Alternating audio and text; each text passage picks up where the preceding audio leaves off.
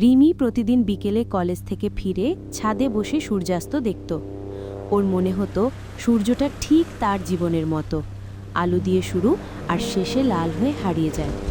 একদিন ঠিক সেই ছাদেই অর্ণব নামে এক নতুন প্রতিবেশী আসে ঘুড়ি ওড়াতে।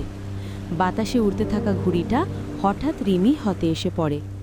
অর্ণব ছুটে আসে সেটা নিতে, আর তাদের চোখ দুটো প্রথমবারের মতো একে অপরের দিকে তাকায়। সেই এক মুহূর্তেই রিমি বুঝেছিল এই দৃষ্টির মধ্যে কিছু একটা আলাদা আছে, একটা অজানা টান। অর্ণবও যেন সেটা বুঝে ফেলেছিল। এরপর থেকে প্রতিদিন বিকেলে তাদের দেখা হতো ছাদে। কথা, হাসি আর লুকোনো ভালোবাসা ধীরে ধীরে জায়গা করে নিল তাদের মনে।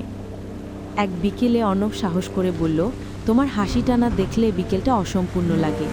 রিমির মুখ লজ্জায় লাল হয়ে গেল, কিন্তু চোখে একটা আলতো সম্মতি। সেই দিন থেকেই সূর্যাস্ত আর একা নয়, তারা দুজনের ভালোবাসার সাথী হয়ে রইল। শেষ বিকেলের আলোয় শুরু হলো এক অনন্ত গল্প।